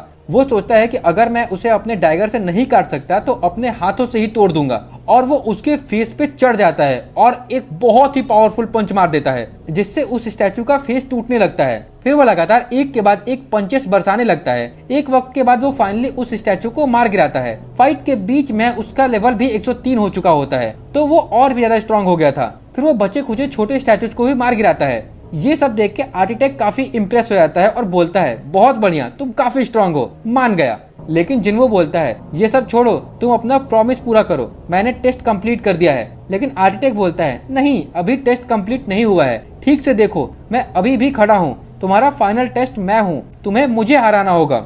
जिसके बाद जिन्वो के सिस्टम में एक नोटिफिकेशन आता है, जिसमें लिखा होता है कि अगर तुम 10 मिनट के अंदर एनिमी को डिफीट नहीं करोगे तो तुम्हारा हार्ट स्टॉप हो जाएगा। जिन्वो बोलता है, ये सब क्या है, आखिर तुम हो कौन? जिस पे आर्किटेक्ट बोलता है, मैं तुम्हारे सिस्टम का क्रिएटर हूँ, मैंने ही तुम्हारा ये सिस्टम बनाया है और मैं जैसा चाहूँ इसको कंट्रोल भी कर सकता हूँ। अब इधर गेट के बाहर हमें जिनचुल दिखाई देता है, जो कुछ बैकअप लेके आया होता है हंटर एसोसिएशन की तरफ से। उसे ये पता होता है कि अंदर ये लोग जिन्वो के सामने कोई काम के नहीं रहेंगे, फिर भी जस्ट इन केस बुला ही लिया था। जिनचुल जैसे ही गेट के पास जाता है उसे एक स्ट्रॉन्ग ऑरा फील होता है। वो समझ जाता है कि ये रेड उसके बस की बात नहीं है। वो तुरंत वहाँ खड़े एक हंटर को बोलता है कि पास में जो भी गिल्ड है उनको कांटेक्ट करने को। वो हंटर बताता है कि यहाँ पास में ही एक दूसरा गेट खुला है, जिसमें हंटर गिल्ड वाले जाने की तैयारी कर रहे हैं, मतलब जोंगिन और चाहिन का गिल्ड। जिनचुल तुरंत उन्हें कांटेक्ट करने के लिए बोलता है कि ये एक इमरजेंसी सिचुएशन है, तो उनको वो डंजन छोड़ के यहाँ आना होगा।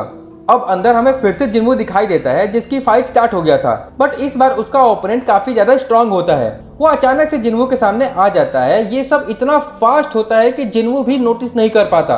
उसके बाद आर्किटेक्चर जिन्वो को एक जोर से पंच मारता है, जिससे जिन्वो काफी दूर जाके गिरता है। और इससे पहले कि वो उठ पाता, आर्किटेक्चर फिर से जिन्वो के पास आ जाता है और इस बार दोनों हाथों से पंच करने वाला होता है। जिन्वो जैसे तैसे बचने की कोशिश करता है, बट उसके पास इनफ टाइम नहीं होता, बट वो किसी तरह से लास्ट मोमेंट पे उसके दोनों हाथों को रोक लेता है। ये देख करके आर्किटेक्चर भी सरप्राइज हो जाता है और बोलता है, वाह क्या बात है, तुम तो मेरे से ज्यादा स्ट्रांग निकले। और अपने तीसरे हाथ से उस पे पंच मार देता है, क्योंकि उसके पास 8 हाथ होते हैं। बट जिन्वो भी इस बार रेडी था। वो पंच खाने के बाद भी इस बार अपनी जगह से बिल्कुल नहीं हिला और एक जोर से काउंटर पंच आर्किटेक्चर को मारता है, जिससे आर्किटेक्चर भी काफी दूर चला जाता है। बट वो खुद को संभाल लेता है और बोलता है, किसने सोचा था कि एक इंसान से फाइट करना इतना इंटरेस्टिंग होगा। जिन्वो भी इधर मन में सोच रहा होता है कि ये बाकी ओपोनेंट के कंपेयर में काफी स्ट्रांग है, बट मैं ये कर सकता हूँ। फिर वो आर्किटेक्चर से बोलता है, तुमने अब तक मेरे सवालों का जवाब नहीं दिया कि आखिर तुमने ये सिस्टम क्यों डिजाइन किया और मुझे ही क्यों चूज किया प्लेयर के लिए। आर्किटेक्चर बोलता है कि मैं समझ सकता हूँ कि तुम्हारे पास बहुत सारे सवाल हैं और तुम सोच रहे होगे कि मुझे मार दोगे तो कभी जवाब नहीं मिलेगा। तो मैं बता दूं कि ये मैटर नहीं करता है कि तुम मुझे मारते हो या नहीं, तुम्हें तुम्हारे सवालों का जवाब हर हाल में मिल जाएगा, ये पहले से ही डिसाइड है। इसके बाद जिन्वो देखता है कि क्लोज रेंज में फाइट करना डिसएडवांटेज हो रहा है, तो वो अपनी रूलर अथॉरिटी का यूज करके लॉन्ग रेंज अटैक करता है। बट आर्किटेक्चर भी सेम अटैक जिन्वो पे करता है, मतलब जो अटैक जिन्वो कर सकता है वो सब अटैक आर्किटेक्चर भी कर सकता था, क्योंकि ऑफ कोर्स उसने ही उसका सिस्टम डिजाइन किया था और स्किल दिया था। जिन्वो समझ जाता है कि लॉन्ग रेंज अटैक भी बेकार है। जिन्वो फिर से पूछता है कि आखिर तुम मुझे इस तरह की पावर कैसे दे सकते हो और मुझे ही क्यों चूज किया गया। तो आर्किटेक्चर बोलता है, सच तो ये है कि मैंने तुम्हें चूज नहीं किया है, बल्कि इसका अपोजिट है, मैं तो एक सिंपल सा डिजाइनर हूँ तुम्हारे सिस्टम का। जिन्वो देखता है कि अब सिर्फ 6 मिनट 19 सेकंड बचे हैं, तो अब ज्यादा टाइम नहीं है, इसीलिए क्लोज रेंज अटैक करने के अलावा कोई ऑप्शन नहीं था। इधर आर्किटेक्चर भी अपने 8 हाथ में वेपन निकाल लेता है और जिन्वो पे अटैक कर देता है। जिन्वो जैसे तैसे डॉज कर रहा होता है, बट एक टाइम के बाद वो नोटिस करता है कि उसका सेंस पहले से ज्यादा शार्प होने लगा है और वो उसके सारे अटैक को डायरेक्ट प्रिडिक्ट कर रहा है और इजिली डॉज कर पा रहा था। और तो और अब वो उसकी स्पीड को ही मैच करने लगा था। ये देख के आर्किटेक्चर भी शॉक हो जाता है, ये पॉसिबल नहीं हो सकता, ये मेरे अटैक कैसे डॉज कर सकता है और पहले से ज्यादा फास्ट कैसे हो गया अचानक से। इधर जिन्वू न सिर्फ डॉज कर पा रहा होता है बल्कि अटैक करना भी स्टार्ट कर देता है और आर्किटेक्चर का एक हाथ काट देता है अपने डैगर से। आर्किटेक्चर सोचता है अब समझ आ रहा है मुझे कि आखिर इसे ही क्यों चूज किया गया प्लेयर बनने के लिए। वो गुस्सा हो जाता है और बोलता है तुम सिर्फ एक मामूली से इंसान हो, तुम्हारी हिम्मत कैसे हुई। इधर हमें दिखाई देता है कि अब सिर्फ 3 मिनट 45 सेकंड बचे थे और आर्किटेक्चर खुद डायरेक्टली फाइट करने के बजाय बाकी सारे स्टैचू को भेज रहा होता है ताकि वो जिन्वो का टाइम वेस्ट कर सके। बट जिन्वो अपनी रूलर अथॉरिटी का यूज करके बाकी सारे स्टैचू को एक साथ दूर फेंक देता है और उसके पास सिर्फ 3 मिनट 15 सेकंड बचे थे। वो भाग के फिर से आर्किटेक्चर के पास जाता है और अपने डैगर से अटैक करके उसके 2 और हाथ काट देता है। बट जब वो आर्किटेक्चर से फाइट करने में बिजी होता है तभी पीछे से एक सील्ड वाला स्टैचू आ जाता है और वो पीछे से अपने सील्ड से जिन्वो के शोल्डर पे अटैक कर देता है। जिन्वो तुरंत हवा में उड़ के अपने एल्बो से उसका सर क्रश कर देता है और तुरंत पीछे घूम के आर्किटेक्चर पे अटैक करके उसके 2 और हाथ काट देता है। लेकिन अब उसके पास सिर्फ 2 मिनट 13 सेकंड ही बचे होते हैं। बट जिन्वू यहाँ नहीं रुकता, वो आर्किटेक्चर को पंच मार के दूर फेंक देता है और उसके ऊपर चढ़ के अपना डैगर उसकी गर्दन पे रख देता है और बोलता है मैं जीत गया अब। जिसके बाद आर्किटेक्चर फाइनली बोलता है चलो मैं हार गया, टेस्ट खत्म हो गया अब। और रहा बात तुम्हारे सवालों का तो उसका जवाब तुम्हारे ही अंदर है। और जिन्वो को एक नोटिफिकेशन आता है कि क्या आप अपनी मेमोरी में स्टोर किए गए डाटा को पुनः प्राप्त करना चाहेंगे। जिन्वो सोचता है तो इतने टाइम से मेरे मेमोरी में ही सारा डाटा स्टोर था। फिर उसके बाद वो उसको एक्सेप्ट कर लेता है। अब जैसे ही वो एक्सेप्ट करता है उसके चारों तरफ काफी तेज रोशनी हो जाती है और वो एक अलग ही वर्ल्ड में चला जाता है जहाँ उसको बहुत सारे मॉन्स्टर की आर्मी दिखती है। जितने भी तरह के मॉन्स्टर से उसने फाइट किया था आज तक वो सब वहाँ होते हैं। जिन्वो देखता है कि वो लोग ऊपर आसमान की तरफ देख रहे होते हैं तो जिन्वो भी ऊपर देखता है तो उसे पर्पल स्काई दिखाई देता है और ऊपर काफी सारे गेट्स खुले हुए होते हैं। ये देख करके जिन्वो शॉक हो जाता है। वो सोचता है अगर इतने सारे मॉन्स्टर एक साथ अर्थ पे आ गए तो ह्यूमैनिटी के पास कोई चांस ही नहीं है सरवाइव करने का। लेकिन यहाँ उन मॉन्स्टर का ओपोनेंट ह्यूमन नहीं होते हैं। हमें दिखता है कि उस गेट से काफी सारे सिल्वर सोल्जर आने लगते हैं। हालांकि मॉन्स्टर के कंपैरिजन में उनकी संख्या कम होती है बट वो मैटर नहीं करता क्योंकि वो लोग काफी ज्यादा स्ट्रांग होते हैं। उन दोनों के बीच में फाइट स्टार्ट हो जाती है और सिल्वर सोल्जर काफी इजीली सारे मॉन्स्टर को मार रहे होते हैं। वार स्टार्ट हुए कुछ ही समय हुआ होता है कि सिल्वर सोल्जर ने ऑलमोस्ट सारे मॉन्स्टर को मार दिया होता है। पूरा बैटलफील्ड में खून की नदियां बहने लगती है और चीखने चिल्लाने की आवाज गूंजने लगती है। बट तभी वहाँ कुछ अनएक्सपेक्टेड होता है। मॉन्स्टर के साइड से एक शैडो में एक सोल्जर निकल के आता है और अराइज बोलता है, जिसके बाद जितने भी मॉन्स्टर वहाँ मर गए थे वो सब फिर से जिंदा हो जाते हैं और उसकी आर्मी का पार्ट बन जाते हैं। ये देख के जिन्वो सोचता है ये तो मेरी पावर है बट इतने सारे शैडो सोल्जर तो मैं भी एक्सट्रैक्ट नहीं कर सकता। जिसका मतलब था ये और कोई नहीं शैडो मोनार्च था और अब उसने सारे मरे हुए मॉन्स्टर को अपनी शैडो आर्मी में ऐड कर लिया था। जिसके बाद जो फाइट अभी तक सिल्वर आर्मी वन साइड जीत रही थी वो अब इजीली हारने लगती है। शैडो मोनार्च और उसकी इमॉर्टल आर्मी ऑलमोस्ट सारे सिल्वर सोल्जर्स को मार देते हैं। वो लोग जीतने ही वाले होते हैं तभी वहाँ फिर से कुछ अनएक्सपेक्टेड होता है।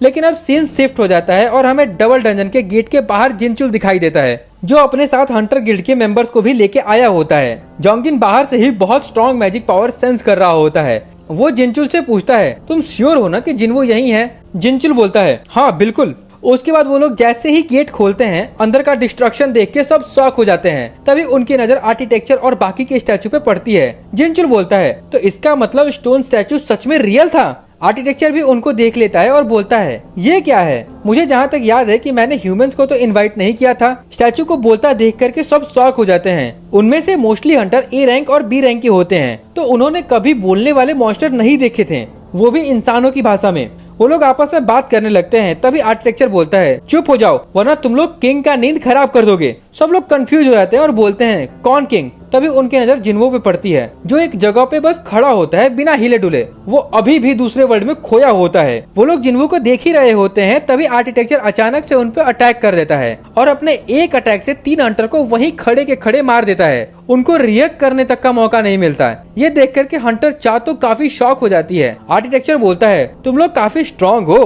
तुम लोगों का सैक्रिफाइस किंग को ऑफर करूंगा। जिसके बाद वहाँ जो भी इंजर्ड होते हैं उनको तुरंत हीलर हील करने लगता है और हमें दिखता है कि बाकी के स्टैचू भी आके उनको घेर लेते हैं। उनके साथ वो बड़ा वाला स्टैचू भी होता है। वो अपनी आंखों से लेजर बीम फेंकना स्टार्ट कर देता है बट किसी तरह से वो लोग बच जाते हैं। जिसके बाद जोंगिन उस बड़े वाले स्टैचू से फाइट करने के लिए चला जाता है और बाकी हंटर को कहता है कि वो छोटे स्टैचू को डिफीट करें जब तक वो बड़ा वाला डिस्ट्रैक्टेड है। बट बहुत ही जल्द उन लोगों को रियलाइज हो जाता है कि ये स्टैचू काफी स्ट्रांग है। जिन छोटे छोटे स्टैचू को जिन वो चुटकियों में मार रहा था, उन सब स्टैचू को बाकी हंटर्स मिलके भी एक स्क्रैच तक नहीं दे पा रहे थे, इवन जिनचुल भी नहीं। तभी जोंगिन सोचता है ऐसे बात नहीं बनेगी, जिन्हो को उठाना ही होगा अब, और वो अपना एक फायर अटैक जिन्हो पे करता है ताकि जिन्हो जग जाए। बट उस अटैक के बीच में आर्किटेक्चर आके रोक देता है और बोलता है तुम्हारी हिम्मत कैसे हुई किंग को जगाने की।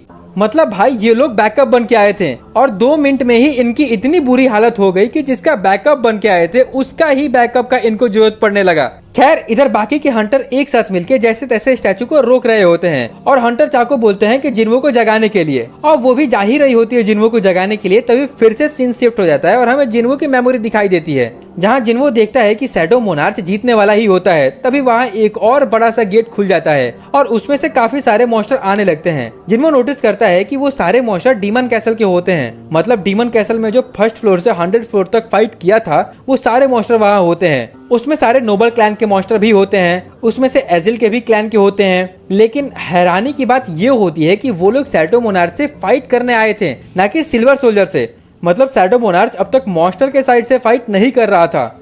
जिन्हो ये सब देख करके कंफ्यूज हो जाता है। बट इधर शैडो मोनार्च की आर्मी कुछ ही पल में उन सब मॉन्स्टर का सफाया कर देती है। उनकी तरफ से बस उनका एक लीडर बचता है जो कि डीमन किंग बैरन होता है, जिससे जिन्हो ने फाइट किया था डीमन कैसल में। शैडो मोनार्च उसके तरफ बढ़ता है और बोलता है तुमने मुझे बिट्रे क्यों किया, जिसपे बैरन बस हंसने लगता है और बोलता है मुझे अफसोस है कि मैं तुम्हें मार नहीं पाया। ये सुन के शैडो मोनार्च उसका गला पकड़ के उठा लेता है और मारने ही वाला होता है, बट वो अचानक से उसे नीचे छोड़ देता है। तभी जिन्हो नोटिस करता है कि वो शैडो मोनार्च की बॉडी में है और उसे फील होता है कि अब उसके पास 2 हर्ट हैं। मतलब एक हर्ट पहले से था और अब एक और ब्लैक हर्ट होता है जो कि शैडो मोनार्च का था। इसके बाद उसे सिस्टम से नोटिफिकेशन आता है मेमोरी अपडेट सक्सेसफुल हो गया। अब वापस हमें डंजन के अंदर दिखाई देता है जहाँ हंटर चाह जिन्हो को जगाने जा रही होती है, लेकिन बीच में आर्किटेक्चर फिर से आ जाता है और बोलता है मेरा प्लान बर्बाद करने की कोशिश मत करो तुम लोग। लेकिन चाह नहीं सुनती और अपना शॉट निकाल के अटैक कर देती है। आर्किटेक्चर भी अपना वेपन निकाल लेता है और उसके अटैक को डॉज कर देता है। फिर अपने दूसरे वेपन से चाह के हाथ को हल्का सा काट देता है। चाह ब्लीड वगैरह करने लगती है। इधर बाकी के हंटर का भी कुछ ऐसा ही हाल होता है। जो भी अटैक कर रहा होता है उन सब के मूव्स को स्टैचू पहले ही प्रिडिक्ट कर लेते थे।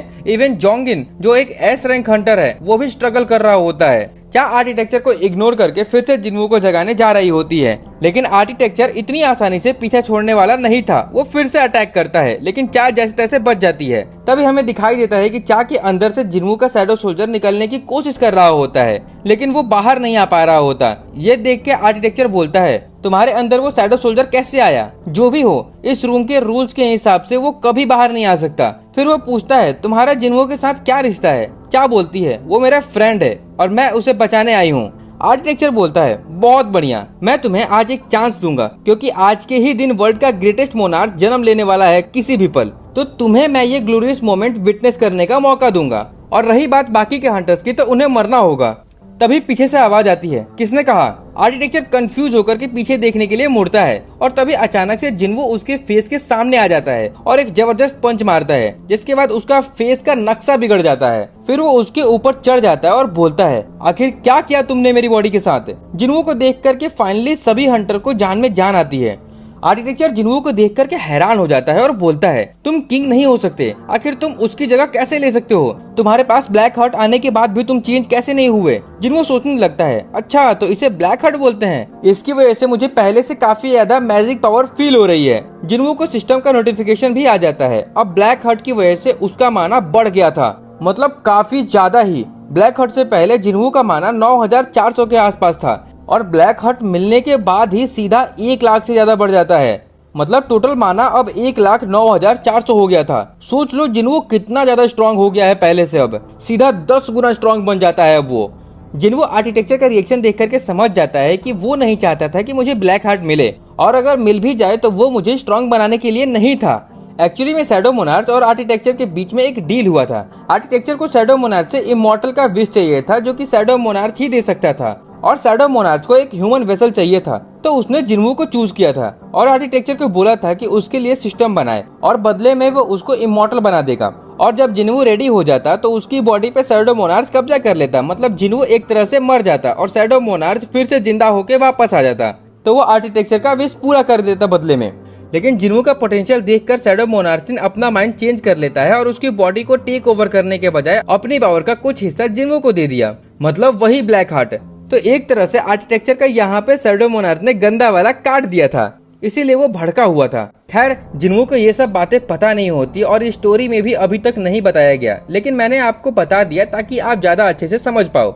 अब इसके बाद जिन्वू काफी ज्यादा सवाल करने लगता है आर्किटेक्चर से कि तुमने कहा था कि तुम मुझे एज अ प्लेयर चूज करने के खिलाफ थे, ऐसा क्यों, तुम्हारा इंटेंशन क्या है? लेकिन आर्किटेक्चर अभी भी सदमे में होता है, वो बस बोल रहा होता है, नहीं ऐसा नहीं हो सकता, शैडो मोनार्च मेरे साथ ऐसा नहीं कर सकते, तुम्हें पता भी नहीं है तुमने क्या किया, बाकी मोनार्च इस डिसीजन को कभी अप्रूव नहीं करेंगे, और भी बहुत कुछ बोल रहा होता है। लेकिन जिन्वू बोलता है, मुझे तुम्हारा बकवास नहीं सुनना, मैं जो पूछ रहा हूँ वो बताओ सीधे सीधे। तो आर्किटेक्चर बोलता है, मुझे विश्वास नहीं हो रहा कि उसने मेरे साथ ऐसा कैसे किया, अब मुझे समझ में आ रहा है कि उसने तुम्हें ही क्यों चूज किया। इधर हमें दिखता है वो स्टैचू जो अब तक शांत थे, जो इंस्ट्रूमेंट के साथ खड़े थे, अब तक किसी पे अटैक नहीं कर रहे थे, लेकिन अब वो सारे स्टैचू भी आगे बढ़ने लगते हैं। आर्किटेक्चर बोलता है, अगर तुमने मुझे मार दिया तो ये सारी मूर्तियां यहाँ से किसी को भी जिंदा नहीं जाने देगी। जिन्वू बोलता है, अगर ऐसा है तो क्यों ना पहले तुम्हें ही मार दूं और फिर तुम्हारे इन पपेट्स को। जिस पे आर्किटेक्चर बोलता है, अगर तुम अपने सिस्टम के क्रिएटर को ही मार दोगे तो। जिन्वू बीच में ही बोल देता है कि तो क्या मैं फिर से ई रैंक हंटर बन जाऊंगा? सच बताऊं तो मैं भी इस बारे में सोच रहा था, लेकिन जहां तक मुझे पता है कि सिस्टम का क्रिएटर अगर मर भी जाए तो सिस्टम ऑलरेडी बन चुका है, वो अचानक से गायब नहीं हो सकता। ये सुन के आर्किटेक्चर की और सटक जाती है, वो बोलता है, अगर ऐसा है तो मैं तुम्हारा ये सिस्टम ही डिस्ट्रॉय कर दूंगा। और वो जिन्वू के सिस्टम को डिस्ट्रॉय करने की कोशिश करता है, लेकिन उसे एक नोटिफिकेशन दिखाई देता है, सिस्टम ने क्रिएटर के एक्सेस को ब्लॉक कर दिया है। ये देख करके उसकी और सटक जाती है, वो बोलता है, नहीं ऐसा नहीं हो सकता। लेकिन अब हमें दिखाई देता है कि जिन्वू अपने सिस्टम को खुद कंट्रोल कर सकता था, उसे अब आर्किटेक्चर की कोई जरूरत नहीं थी, इसलिए अपने एक फाइनल अटैक के साथ वो आर्किटेक्चर को मार देता है। इसके बाद थैंक यू फॉर वॉचिंग। अगला पार्ट जल्दी आने वाला है, सब्सक्राइब कर ले चैनल को।